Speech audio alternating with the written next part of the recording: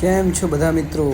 आज सुबह सुबह मुझे मेरे पार्टनर का कॉल आया कि हमें अपने 2012 मॉडल वाले जेसीबी में पीछे वाले बड़े वाले टायर चेंज करने हैं और उन्होंने पहले से ही सेकंड हैंड टायर रखे हुए थे।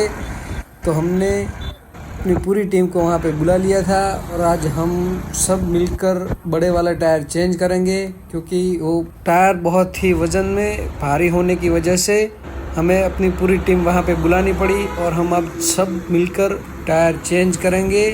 तो आज हम सीखेंगे कि बड़े वाले टायर कैसे बदलते हैं और उनको बदलते समय किन किन चीज़ों का ध्यान रखना है। तो मैं भी अपना बाइक लेके पंचर वाले भाई साहब के यहाँ पहुँच गया। वहाँ पहुँचते ही कुछ देर वेट करने के बाद मेरे पार्टनर अपना 2012 मॉडल वाला जेसीबी लेके पहुँच गई थी। जेसीबी जैसे ही पहुँची हमने उसे सही जगह पे खड़ा किया और अपना काम स्टार्ट किया। सबसे पहले दोनों टायरों में से हवा निकाल दी गई, क्योंकि टायर सेकंड हैंड थे तो हमें पूरी तरह से टायर को चेक करना था। तो मेरे पार्टनर ने चारों तरफ से टायर चेक करे, तभी मालूम पड़ा कि एक टायर में 3 जगह से बहुत छोटे छोटे कट है। टायर अगर हम बड़े वाले खोल फिट कर रहे हैं तो उसे पूरी तरह से जांच पड़ताल करने के बाद ही लगाएं, क्योंकि बाद में बहुत परेशानी आती है। क्योंकि ये टायर खोल फिट में बहुत दिक्कतें आती हैं, तो पूरी तरह से देखने के बाद ही उसे फिट करवाएं। अब बारी है अपने पुराने वाले टायरों को खोलने की। तो चलो दोस्तों, यहीं से तो अपनी असली जंग शुरू होती है। पंचर वाले भाई ने अलग अलग पाने चेक किए, फिर सही पाना लगने के बाद अपनी एयर गन से बड़े वाले टायरों के बोल्ट खोलना स्टार्ट कर दिया। अब उसी तरीके से अपना दूसरा वाला टायर उसी एयर गन से खोला जाएगा। अब सबने साथ मिलकर टायर को बाहर निकाला और जेसीबी की पीछे वाली बूम के पास लाके रख दिया। सबसे पहले पंचर वाले भैया ने व्हील के अंदर वाले बोल्ट को खोल के ढीला कर दिया। फिर हमारी टीम ने ढीले हुए बोल्ट को हाथों से अलग अलग करके खोल लिया। अब हम जेसीबी के पीछे वाले बकेट से टायर के चारों ओर की साइडों को ढीला करने की कोशिश करेंगे, क्योंकि टायर बहुत ही बड़ा होने की वजह से हमें जेसीबी की इसमें मदद लेनी पड़ेगी। दोस्तों, अगर हम सही तरीके से इसे नहीं खोलेंगे तो एक ही टायर में हमारा पूरा दिन निकल सकता है या फिर 2 दिन भी खोलने में लग सकते हैं। ये टायर कभी कभार ही खुलते हैं, तो इसकी वजह से टायर पूरे लोहे की प्लेटों से चिपक जाते हैं। तो अब हम जेसीबी से देखिए धीरे धीरे हम इसको ढीला करेंगे और दबा के धीरे से इसको खोलने का ट्राई करेंगे।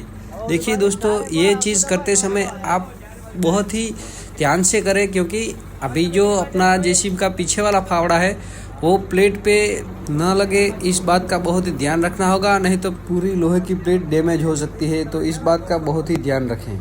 तो टायर को हम चारों साइड इस तरह से दबाते जाएंगे, जिसकी वजह से टायर और प्लेट के बीच में थोड़ा थोड़ा गैप बनता रहेगा।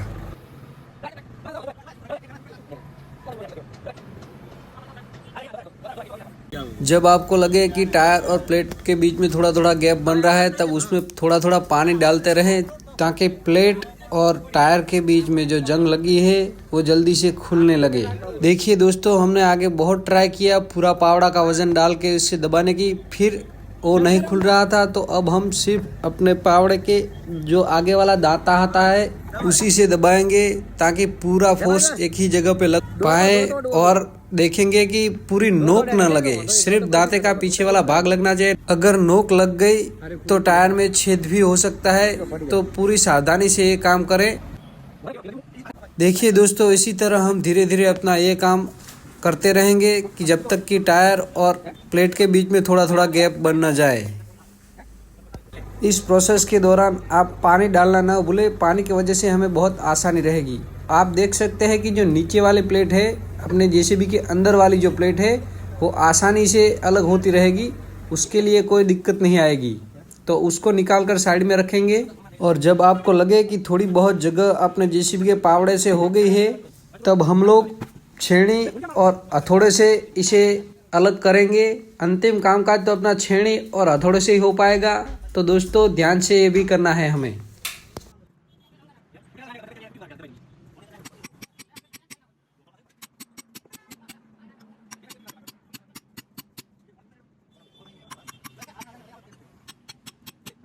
तो दोस्तों चार और छेनी और हथौड़े की मदद से हम इसे धीरे धीरे अलग करते रहेंगे। आपको लगेगा कि ये नहीं हो रहा है, लेकिन ऐसे ही धीरे धीरे ये काम हो पाएगा। अगर गलत तरीके से करेंगे तो हमें बहुत ही ज़्यादा मेहनत करनी पड़ेगी दोस्तों।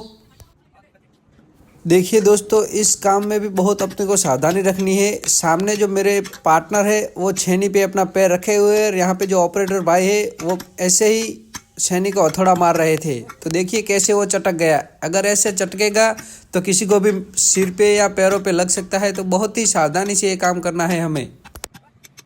और लास्ट में हमारी मेहनत रंग लाई और ये प्लेट टायर से अलग हो गई और हम मिलकर सावधानी से इस प्लेट को टायर में से बाहर निकाल लेंगे। सभी को मिलकर ये काम करना है ताकि किसी की उंगली अंदर फंस ना जाए। अगर उंगली फंस गई तो दोस्तों अपनी उंगली कट भी सकती है। और फिर टायर में से ट्यूब को भी बाहर निकाल लेंगे ताकि हम अपने जो नए वाला टायर है उसी में इस ट्यूब को यूज़ कर सकें।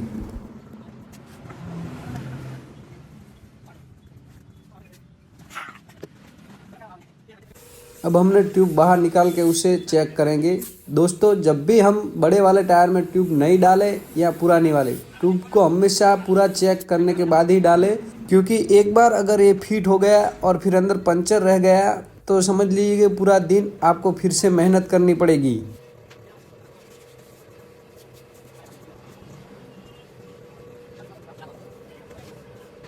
जब बड़े वाले टायर को हम एक बार खोलते हैं तो उसमें हम सफ़ेद कोई भी पाउडर लगाएंगे ताकि टायर और ट्यूब चिपक न जाए और अगली बार जब हम खोलें तो टायर और ट्यूब आसानी से अलग हो जाए। तो जब टायर और ट्यूब पूरी तरह से चेक हो जाए तो फिर अब बारी आती है ट्यूब को वापस नए वाले टायर में डालने की। तो चलिए दोस्तों अब हम स्टार्ट करते हैं ट्यूब को नए वाले टायर में डालने की। जब ट्यूब अंदर थोड़ी बहुत फिट हो जाए तो बारी आती है लंगोट को फिट करने की। लंगोट को पूरी तरह से साफ करेंगे और फिर डालेंगे अंदर। ये हमने ट्यूब की वाल सीट को लंगोट में किया सेट और स्टार्ट कर दिया लंगोट को फिट करना। जब लंगोट और ट्यूब टायर में थोड़ा बहुत सेट हो जाए तब हमें उसमें धीरे धीरे हवा भरनी होगी ताकि अंदर ट्यूब बहुत बढ़िया तरीके से बैठ पाए और हमें फिट करने में आसानी रहे। जब ट्यूब में हवा धीरे धीरे जा रही होती है तब हमें उसे धीरे धीरे हिला हिला के अंदर ट्यूब को टायर में बिठाना पड़ेगा।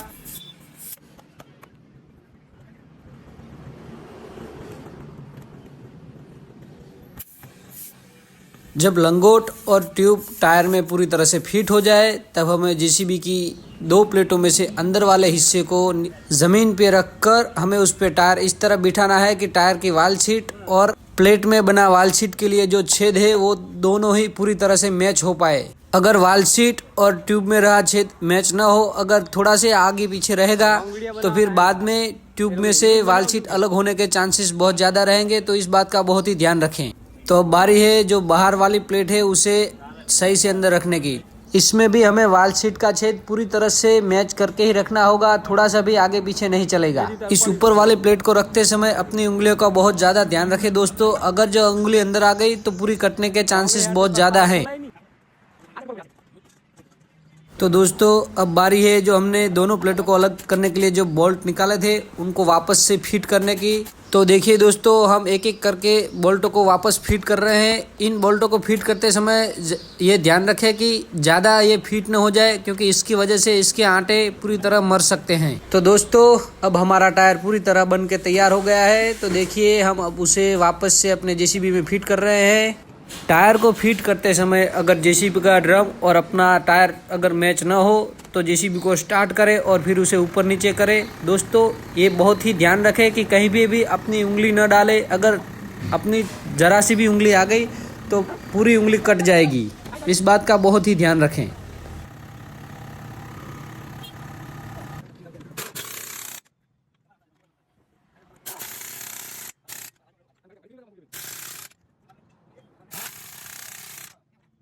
तो दोस्तों एक टायर पूरा हमारा फिट हो चुका है। अब बारी है सेम ही तरीके से हम दूसरे टायर को खोलेंगे, पूरा प्रोसेस करेंगे और उसे फिट करेंगे।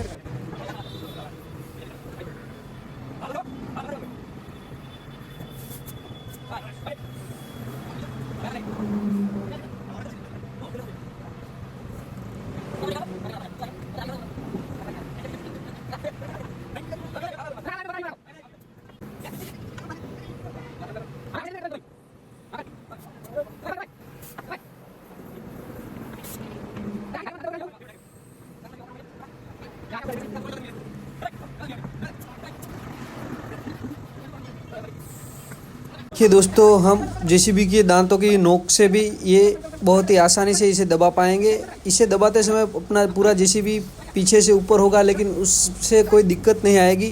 तो ये प्रोसेस हमें चालू ही रखनी है, ऐसे ही खुलेगा टायर। इसके अलावा और हमारे पास ये बड़ा वाला टायर खुलने का कोई रास्ता नहीं है। जब हम जेसीबी के पावड़े की मदद से टायर को दबा रहे होते हैं तब दोस्तों पानी डालना बिल्कुल भी ना भूलें। देखिए हमारा सेमी प्रोसेस चालू है। अभी दोनों प्लेटों को अलग करने के लिए मशीन से हम बोल्टों को खोल रहे हैं।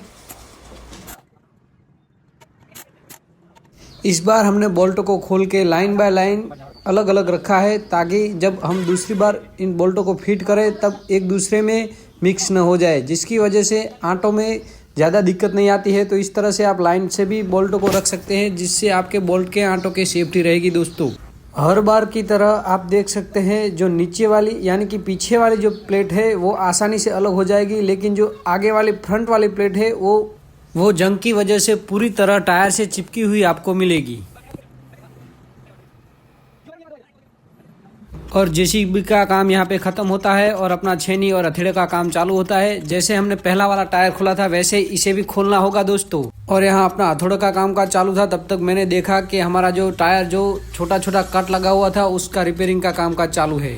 जो 3 छोटे छोटे कट थे वहाँ पे इन पंचर वाले भाई साहब ने 3 पेज लगा दिए, जिसकी वजह से बाद में हमारे ट्यूब में कोई कट ना पड़े।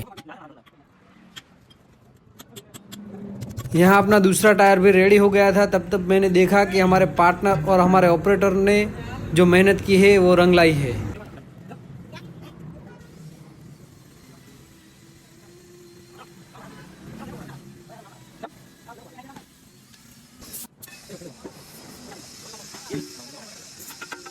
जब तक अपना ट्यूब का चेकिंग चालू था तब तक हमारे ऑपरेटर और दूसरे टीम मेंबर ने मिलके जो प्लेटें निकाली थी उनकी पूरी साफ सफाई की। ये ज़रूरी है क्योंकि उन पे लगी हुई जंग बाद में फिर से फिटिंग बैठेगी नहीं। तो दोस्तों जब भी हम टायर खोलें तो उसकी प्लेटों को दोबारा पूरी तरह बढ़िया से क्लीन करके ही उसमें फिट करें। तो हमारी पहले वाली ट्यूब में तो कोई पंचर नहीं था, लेकिन इस वाली ट्यूब में एक पंचर था, तो पंचर बनाना ज़रूरी था। तो भाई साहब ने एक पंचर बना लिया और अब ये ट्यूब फिट होने के लिए तैयार है। सेम आगे वाली ही प्रोसेस रहेगी, तो आप देखते रहिए। हमने वीडियो की स्पीड थोड़ी सी ज़्यादा बढ़ा दी है ताकि वीडियो बहुत लंबा ना हो।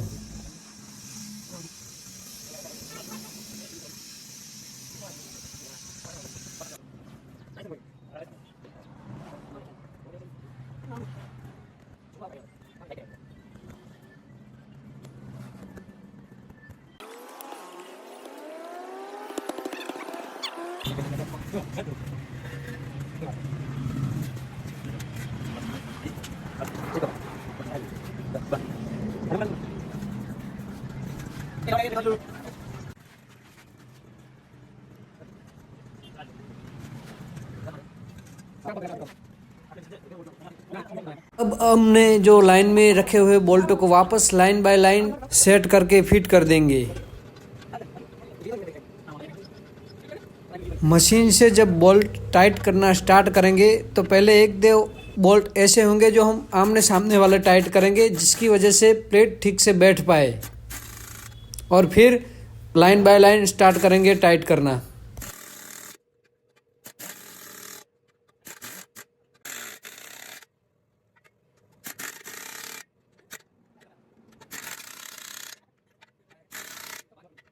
और हम सब ने मिलकर फिर अपना ये वाला भी टायर लगा दिया। देखिए दोस्तों, इस तरह से हमारा टायर फिट होगा।